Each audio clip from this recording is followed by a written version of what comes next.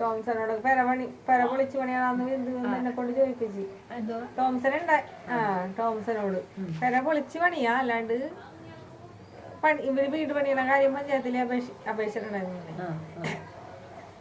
അപ്പൊ പെര പൊളിക്കണ ഞാൻ ചോദിച്ചപ്പോ അമ്മിച്ച് വരട്ടെ എന്നിട്ട് പറയാൻ തോന്നില്ല. പറഞ്ഞാണ് ഇപ്പൊ കണ്ടത്. അല്ല ഇനി പൊളിച്ച് പണിയാനാണോ? എന്തോരം കാശ് ലക്ഷങ്ങൾ, 1 ലക്ഷത്തിന് മേലെ അതിന് പൊളിച്ചാലും രക്ഷയില്ല, അല്ലാണ്ട് അതിനെ പണിതിട്ടുണ്ട്.